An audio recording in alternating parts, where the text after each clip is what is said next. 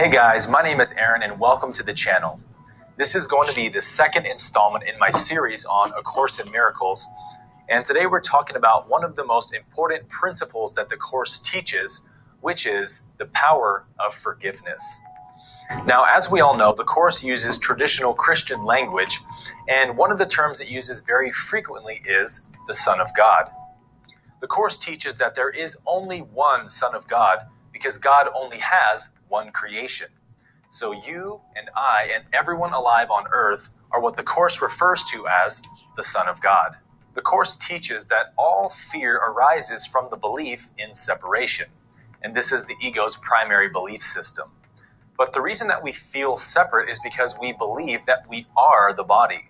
So if the ego can get you to believe, I am this body, rather than I have a body, then it can begin to create fear. And where there is fear, there will eventually be sin. Where there is sin, there is always guilt. The Course says, the ego would have you believe one thing. It would persuade the Holy Son of God that he is a body, born in what must die. So being able to see through this false identification is the first step to releasing our guilt and finding inner peace and freedom.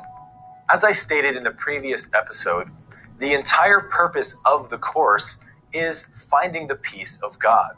And one of the things that the Course does very well in giving you this peace is to completely remove the idea from your mind that the world is guilty. Because if you invest the world with guilt or see the world as evil, then you cannot have the peace of God. It is impossible to believe that evil exists and have peace at the same time. But the ego will try to give you all kinds of evidence for why you shouldn't believe this idea. But it is inescapable that the key to unlocking the peace of God in your heart is to see the entire world as forgiven and innocent, which is the message that Jesus came to teach. So in this episode, we're talking about the true good news of the gospel, which is the message of reconciliation and the power of forgiveness. Guilt is perhaps the greatest weapon of the ego to keep us identified as separate from God and to steal away our inner peace. The Course says that guilt is more than merely not of God. It is the symbol of attack on God. And so this choice to attack what God has made and to judge ourselves or anyone as being guilty is what causes the loss of peace. We only believe someone can be guilty because we believe that evil actually exists. But the Course teaches that evil does not exist. There is only the ignorance of truth. God is incapable of creating evil.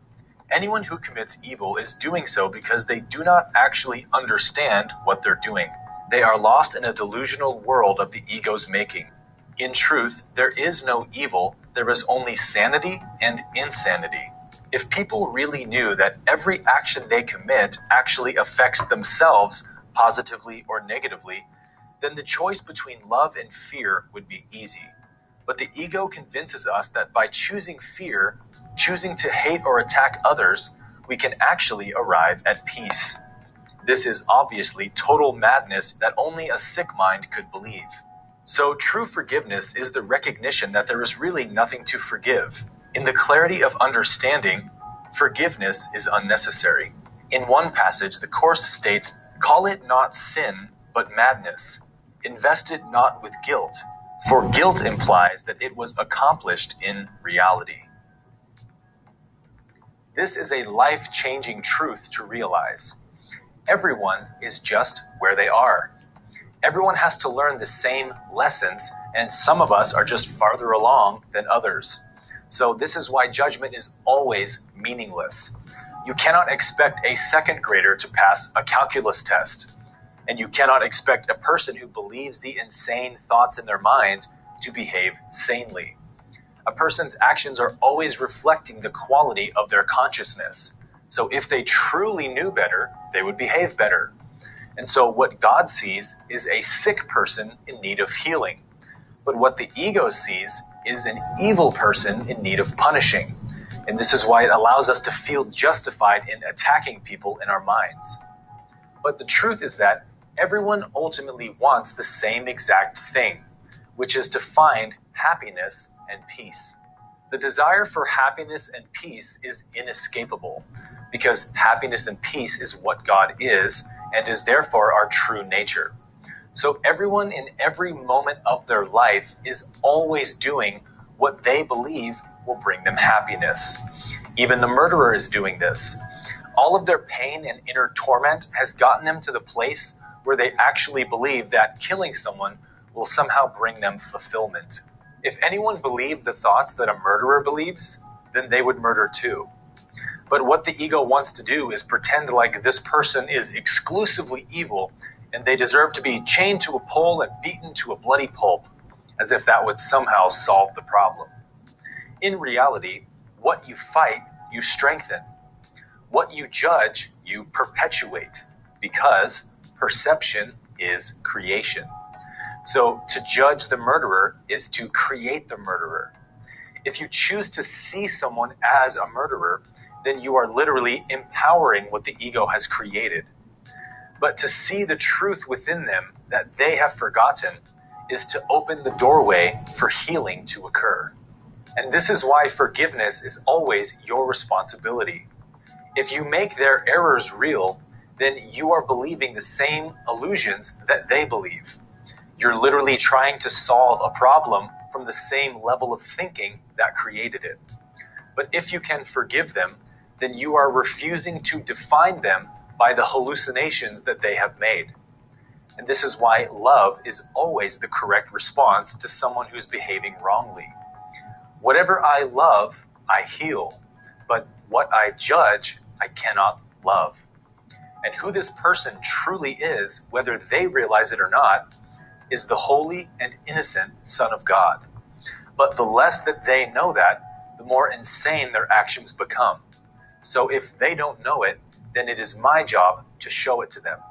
And so the Course says, do not side with sickness in the presence of a Son of God, even if he believes it. For your acceptance of God in him acknowledges the love of God that he has forgotten. So forgiveness is to remind someone of who they truly are. Now, forgiveness does not mean that we don't lock dangerous people away, because that wouldn't be very loving either. If I was insane enough to kill someone, I would sure hope that someone would love me enough to stop me from ever doing it again. But forgiveness always has healing and rehabilitation as the end goal, and not mindless punishment. And the only way to heal an insane person is by perceiving the sanity within them. All judgment is ultimately self-judgment. The reason for this is because the subconscious mind is completely non-dualistic. The subconscious mind sees everything as itself. So any judgment or mind attack that you levy against someone else, your subconscious mind will apply to you. When you judge yourself for any reason, you are committing violence against yourself. But likewise, if you judge another person for any reason, you are also committing violence against yourself. Holding anyone in unforgiveness is like drinking poison and expecting them to die. And this is what the Course means when it says, accept as true only what your brother is, if you want to know yourself. Perceive what he is not, and you cannot know what you are, because you see him falsely. This is something that personally changed everything for me. The Course teaches that heaven is entered 2 by 2, meaning that the only way to get to heaven is through the person right in front of me. If I make this person guilty in my mind for any reason, then I make myself guilty and take away my peace. The Course says that your brother's errors are not of him any more than yours are of you. Accept his errors as real, and you have attacked yourself. All error is of the ego. Your brother's true essence is innocent. They might be ignorant of the truth. They might be hurting. They might be seeking vengeance as a means to get rid of their pain, but they are not evil. What everyone ultimately wants is God. And if they only knew that what they are is love, then they would be incapable of error. So to see this truth in another person is to see it in yourself and to set yourself free. The gospel was the message of reconciliation, that we have never been separate from God except for in our minds, that God is not counting our trespasses against us, but instead would have us to simply see ourselves as we really are. St. Paul said many times, "Do you not know that Christ is in you?" Meaning, do you not know that you are the Son of God? This is the meaning of the famous passage in 1 John 3:8, which says, "For this reason the Son of God was made manifest, to destroy the works of the devil." The devil is an ancient world term for the ego. So this is the reason that you were made manifest, to destroy the works of the ego and to remember who you truly are, because you are the way that God knows himself. So what are the works of the ego? Guilt, shame, and condemnation. Anti-gospel tools from hell. Guilt says, I'm not forgiven. Shame says, it's still who I am. And condemnation says, God is angry with me. Anti-gospel. Is God also insane that he could be angry or judge someone? In order to judge someone, you first have to believe that their illusions are real. And the Course says that God is wholly incapable of illusions. So judgment is ultimately the attempt to make yourself innocent by making someone else guilty. And this, more than anything else, is really the point that I want to hammer home in this video. The fastest way to have inner peace and freedom is to forgive everyone in your life who has wronged you and to see them as perfectly innocent. If you believe someone else can hurt you, then you must first have seen yourself as weak and fragile. You must believe that their insane behavior is actually sane. But if you offer them perfect forgiveness, then you must have already forgiven yourself and accepted your own innocence. That is freedom. To see the world as guiltless, to walk into every moment with an open heart, seeing and giving only love. But this is only possible once you see that judgment is always useless and wholly without reason. If you judge no one else as guilty, then it is impossible to judge yourself. So by offering freedom, you will be free. So forgiveness is really not for them, but for you. It is releasing yourself from the painful illusion that you had actually been harmed. And once this truth becomes your reality, I can tell you from personal experience that you cannot imagine how beautiful people will become. You will see no guilty stain anywhere you look. When you see the liar and the thief in front of you, you will not see an evil person, but you will see the Son of God, shining in all his radiance, whom no guilt has ever touched. And once you see it, you allow them to see it too. And in the light of this truth, you will understand why God's love is always unconditional. Because the Son of God is innocent. He is only light. There is no darkness in him anywhere. All his sins are but hallucinations. His errors are all past. And God sees only who he is in this holy instant. Perfect and free. And this is what the crucifixion ultimately represents.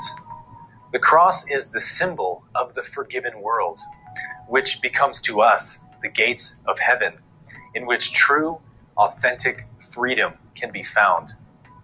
The Course says that the whole world has gone mad with guilt. And if we are to heal the guilt of the world, then we must begin by showing them who they truly are. That there is a place within them that knows no guilt or sin.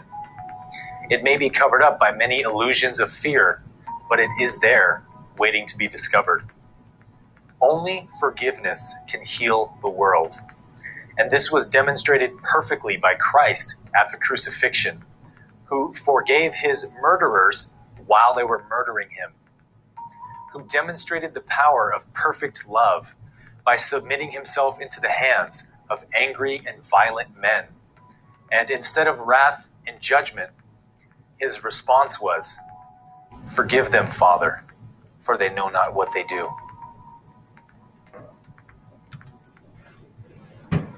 All right. That was awesome. Okay. So that was a very important message. So I knew for sure I had to tell you guys about that. All right. So that reminds me of a verse, 2 Corinthians 5:19. For God was in Christ, reconciling the world to himself, no longer counting people's sins against them. And he gave us the message of reconciliation. Reconciliation means coexisting in harmony. All right. All right. So the key to unlocking the peace of God is seeing the world as innocent. We are the children of God, innocent, just like children are innocent, in need of correcting at times. The true good news of the gospel is the message of reconciliation and the power of forgiveness. Also, that we are the holy Son of God. God sees reality as perfect, whole, one, love, and peace. So true reality is perfect wholeness, peace, love, and oneness. All right, yep, that was a lesson from Aaron Abke. So he's like the best pastor out there. If any pastor knows truth, I would say I agree with him 99% of the time. So I always look to him when I'm, trying to learn about things about God and stuff, which is in A Course in Miracles and the Law of One, is truth from God. And I'm a prophet of God. So I'm telling you that A Course in Miracles is what true Christianity is. And a lot of people misinterpreted Jesus' message and what Christianity is, and A Course in Miracles corrects that. A Course in Miracles tells us what Jesus' message truly was, and what true Christianity should be. All right, guys, I love you, and I will see you guys in the next video. All right, thank you. Bye.